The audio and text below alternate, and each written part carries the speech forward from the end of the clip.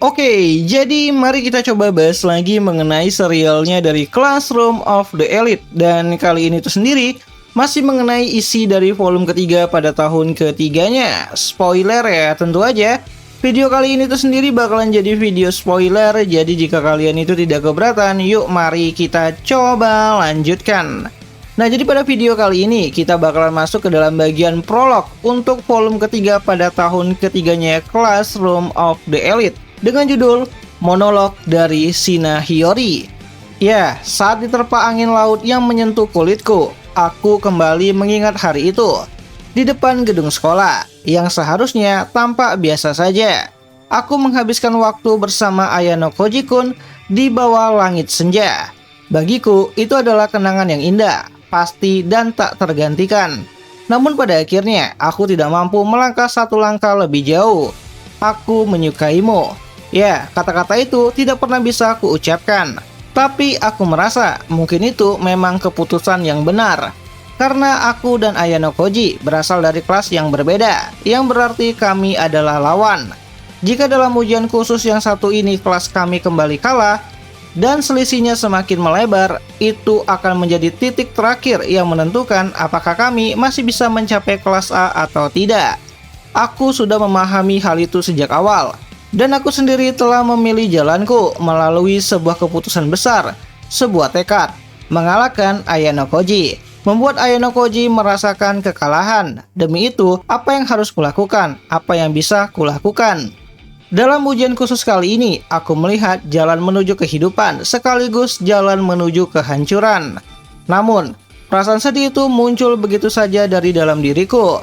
Dan saat menatap lautan luas yang membentang di hadapanku, aku terus menatapnya sendirian, diam tanpa suara. Sepertinya aku tidak dapat berkontribusi banyak untuk kelasku. Dan mungkin aku akan kalah dalam pertarungan terakhir kali ini. Maafkan aku, Ryuen. Maafkan aku, Ayano Koji.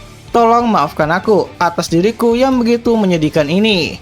Dan kumohon tetaplah baik-baik saja. Tolong. Meskipun kita terpisah jauh, perasaanku tidak akan berubah. Di dunia yang kosong ini, hanya aku seorang diri. Ya, sampai saat sirine yang menandakan akhir berbunyi, aku akan terus menatapnya seorang diri. Nah, masuk ke dalam bab pembukaan yang berjudul Ujian Khusus Survival Game. Dan VOV bakalan kembali ke karakter dari Ayano Koji Kiyotaka. Ya, pagi hari di akhir bulan Juni, kapal pesiar besar yang membawa seluruh siswa dari semua angkatan melintasi lautan lepas menuju sebuah pulau kecil tak berpenghuni. Para siswa kelas 1 tampak kebingungan menghadapi skala ujian yang begitu besar ini. Sementara itu, siswa kelas 2 terlihat agak tegang. Tapi ekspresi mereka juga menunjukkan bahwa mereka punya rasa percaya diri yang tinggi. Sedangkan bagi kami para siswa kelas 3, ini adalah tahun ketiga berturut-turut menghadapi ujian di pulau tak berpenghuni. Sudah jelas bahwa pertarungan itu kini benar-benar ada di depan mata. Namun, ada satu hal yang di luar dugaan, yaitu kenyataan bahwa lokasi pertarungan kali ini adalah pulau yang sama persis seperti tahun lalu. Namun meski begitu, kalau dipikir-pikir dengan tenang, mungkin itu memang hal yang wajar. Dikatakan bahwa di Jepang ada lebih dari 10.000 pulau tak berpenghuni, tapi jumlah yang benar-benar bisa disinggahi manusia jauh lebih sedikit. Dan jika dipersempit lagi, pada pulau yang punya kondisi geografis yang cocok untuk ujian, serta mendapatkan izin dari pemiliknya, jumlah yang tersisa bisa dihitung dengan jari.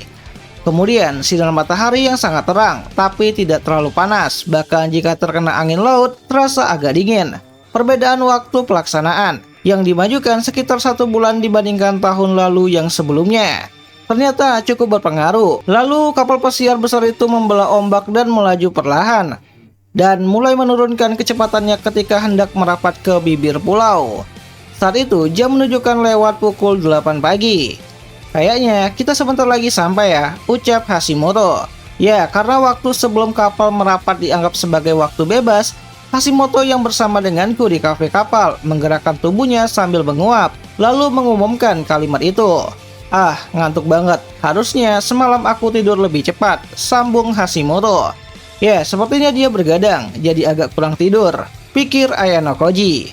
Ya, tahun ini ujian macam apa lagi yang bakalan bikin ribet? Maksudku yang bakalan menyulitkan kita ya, lanjut Hashimoto.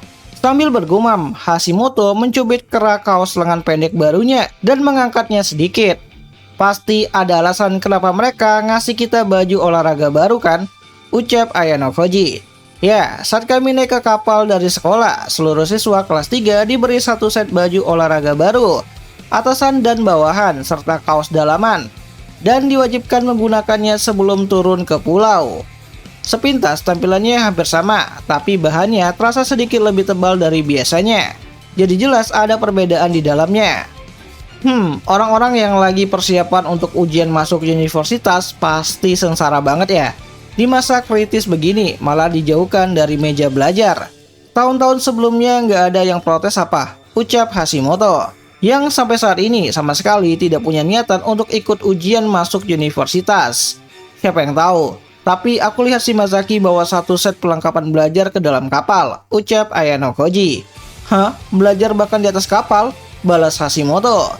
Ya, meski pada akhirnya dia kena mabuk laut parah dan menyerah di tengah jalan. Bagaimanapun, kurasa nanti mereka akan menyediakan waktu belajar untuk mengganti waktu yang hilang. Lanjut Ayano Koji kembali. Jangan-jangan mereka akan motong libur musim panas kita. Kalau begitu sih aku bakalan protes, balas Hashimoto. Ya, entah apa yang direncanakan oleh sekolah, atau mungkin tidak ada rencana sama sekali. Sebagai siswa kelas 3, hal itu lumayan membuat kami penasaran, pikir Ayano Koji. Lalu seolah mendengar keluhan Hashimoto, pengumuman kapal berbunyi tepat waktu. Kita akan segera tiba di pulau tak berpenghuni. Sesuai pemberitahuan sebelumnya, siswa kelas 3 harap meninggalkan seluruh barang pribadi, termasuk ponsel, di kamar masing-masing dan bersiap untuk turun dengan mengenakan baju olahraga yang telah ditentukan.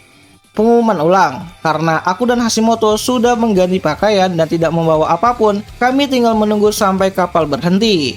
Kalau mereka belum memanggil kelas 1 dan kelas 2, berarti mereka nggak bakalan turun ke pulau dalam waktu dekat ya?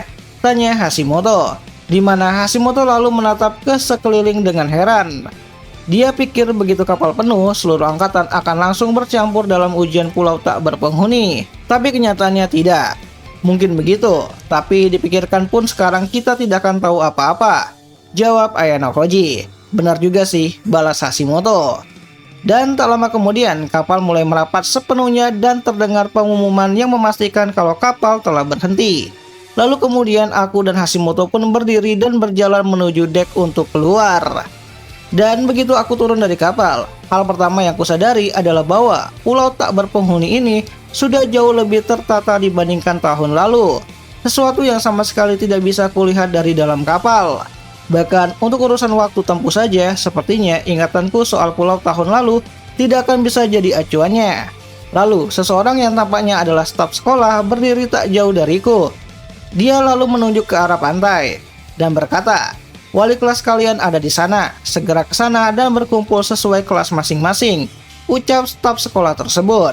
Ya, karena para siswa kelas 3 terus berdatangan dari belakang, aku mempercepat langkahku.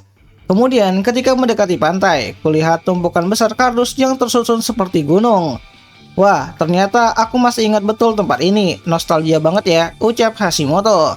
Ya, dalam ujian survival di pulau tak berpenghuni yang diikuti seluruh angkatan tahun lalu, semua orang memutar otak sambil terus meneliti peta, bergerak ke segala arah. Timur, barat, selatan, dan juga utara tanpa henti. Karena itu, meskipun waktunya singkat, pemandangan ini benar-benar masih terekam jelas di ingatan. Aku berjalan ke arah tempat wali kelas 3C berada, Pak Majima Sensei. Dia sedang menunggu, lalu menanti hingga seluruh siswa kelas 3 berkumpul. Seperti dugaanku, tidak ada tanda-tanda siswa dari kelas 1 dan juga kelas 2 yang turun ke pulau. Apakah ujian untuk kelas 3 akan dimulai lebih dulu atau mungkin angkatan lain memang tidak terlibat sama sekali? Untuk saat ini masih belum jelas, tapi mungkin sebentar lagi semua akan segera dijelaskan. Nah, jadi itulah prolog dan juga awal pembuka ya untuk isi dari volume ketiga pada tahun ketiganya Classroom of the Elite.